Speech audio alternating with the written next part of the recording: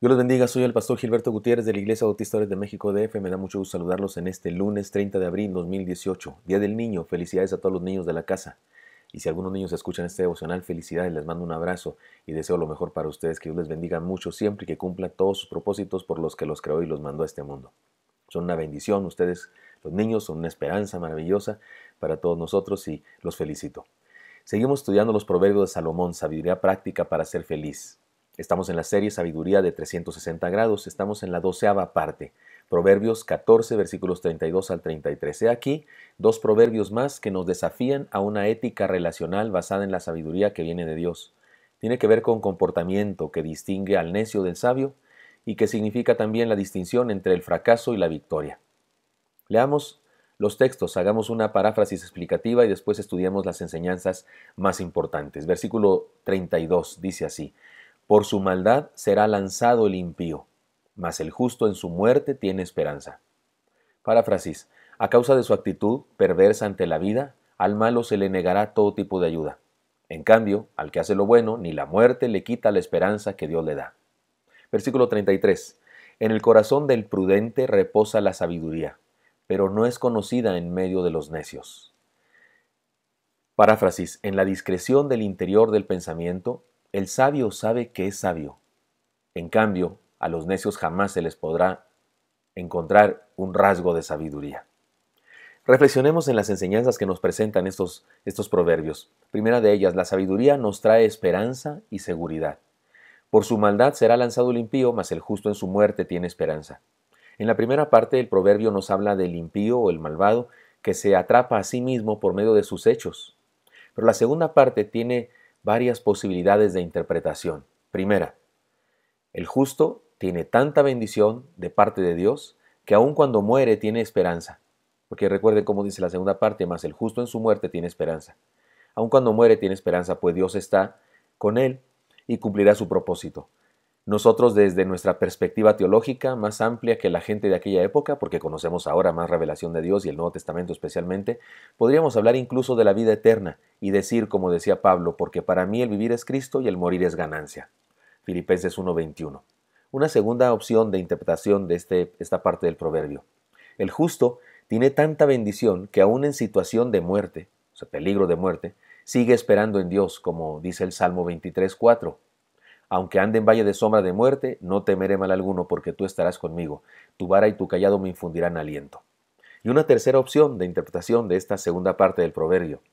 Existe tal contraste entre la tragedia de ser malo con la bendición de ser bueno, que el justo encuentra esperanza en la muerte del malvado incluso. Se trata de la esperanza de saber que el malo le espera un final nefasto, del que él, por cierto, escapará. Me refiero al justo, escapará. Muy bien, independientemente de la explicación que elijamos, de la interpretación que elijamos a esta parte del proverbio, la idea es muy clara. La insensatez de la maldad destruye la vida, pero la sabiduría de una vida honesta tiene esperanza en cualquier circunstancia, incluso en el valle de muerte. Segunda enseñanza, la sabiduría nos trae satisfacción. Dice el versículo 33, en el corazón del prudente reposa la sabiduría, pero no es conocida en medio de los necios. Paráfrasis. Perdón, ya hicimos la paráfrasis. La enseñanza es esta. La modestia del sabio le permite vivir seguro, sabiendo que la sabiduría que viene de Dios le da expectativas de victoria. Se trata de una reflexión personal íntima, algo que le permite experimentar satisfacción por el camino que ha elegido seguir, el camino de la sabiduría. Mire cómo dice otra vez la primera parte, en el corazón del prudente reposa la sabiduría, en su interior, en sus pensamientos, en su voluntad. Él está tranquilo, porque se sabe que ha elegido el camino correcto, el camino de la sabiduría. Recuerden que sabiduría no es creerse muy inteligente. Sabiduría no tiene que ver con creerse muy capaz de algo. Recuerden que sabiduría es un regalo de Dios. Sabiduría no tiene que ver con coeficiente intelectual, sino con decisiones personales en pro de la voluntad de Dios, con decisiones correctas. Así es que cualquiera puede ser sabio si lo decide, porque Dios da sabiduría al que se lo pide. Por otro lado, el pasaje nos dice que los necios jamás tendrán pensamientos tan brillantes.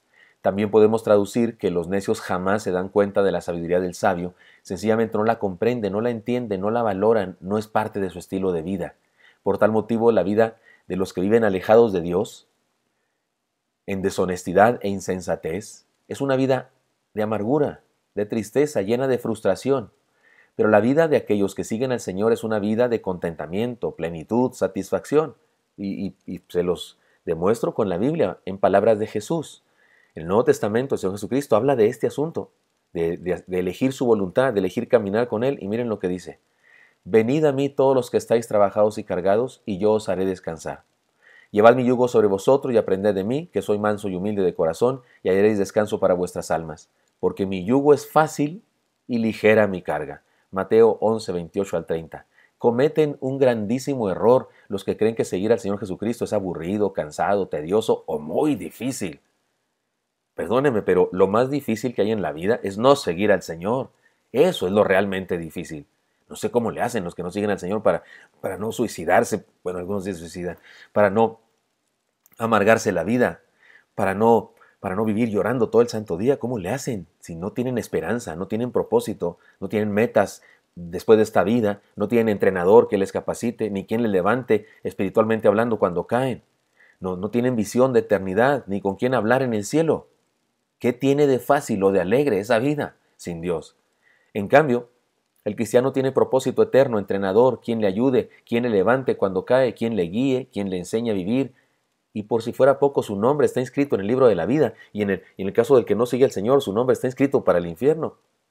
¿Qué tiene de difícil esta vida cristiana? Ahora, Jesús lo dijo, les vuelvo a leer el pasaje.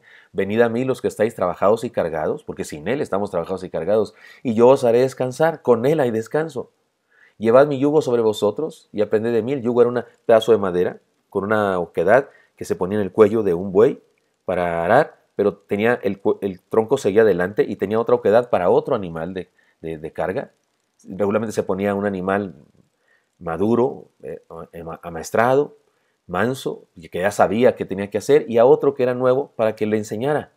Y Jesús dice que llevemos su yugo, que nos pongamos su yugo con Él. Y luego aclara, porque mi yugo es fácil y ligera mi carga. Llevad mi yugo sobre vosotros y aprended de mí, que soy manso y humilde de corazón, y hallaré descanso para vuestras almas, porque mi yugo es fácil y ligera mi carga. Insisto, comete un grave error el que piensa que esto de seguir a Cristo es lo más difícil. Lo más difícil es no seguirlo. Eso es lo más difícil. En el corazón del prudente reposa la sabiduría, dice nuestro proverbio. Esa es una declaración de plenitud de vida. Esa es una declaración de satisfacción personal, de una vida firme, bien sostenida, bien fundada. Pero no es conocida en medio de los necios, culmina el proverbio. Es una declaración de fracaso y punto. El proverbio incluye una implícita invitación a escoger el camino de la sabiduría. Les explico para terminar. Recuerdo cuando jugábamos de niños. Me parece que era la rueda de San Miguel. Me parece que era esa. O algún otro juego de esos de niños en el que uno pasaba por debajo de otros que tenían manos agarradas, no sé. Y había un momento en el que te atrapaban y te preguntaban, ¿con quién te vas? ¿Con melón o con sandía? Perdonen los que son expertos en esos juegos, yo no lo soy y a lo mejor estoy haciendo bolas los juegos, pero acuérdense de eso. Cuando nos preguntaban, ¿con quién te vas? ¿Con melón o con sandía? Pero uno no sabía quién era melón y uno no sabía quién era sandía. Pero se hacían los equipos así cuando escogías melón, sandía. Y tú no sabías quién era melón y quién era sandía porque eso era secreto, se habían puesto de acuerdo entre ellos. Así es que uno respondía al azar. Y te podía tocar un compañero que era muy hábil o uno que era una papa enterrada. Así es que era un asunto al azar. Pero cuando se trata de escoger la clase de vida, no hay nada al azar en el asunto. No hay azar en el asunto. Es una decisión personal, es una tremenda decisión personal, es una tremenda definición de vida, una toma de decisiones respecto al final que queremos llegar y una elección de la clase de vida que debemos tomar. Si pensamos en los niños, nuestros hijos, si queremos celebrarles su día, hoy es su día, si queremos bendecirlos, debemos darles testimonio, serles ejemplo, modelarles lo que consideramos es la mejor opción para vivir. Así que, por nosotros y por ellos, escojamos bien. Espero que esto sea útil para usted y me encantaría encontrármelo el día de mañana. Hasta pronto.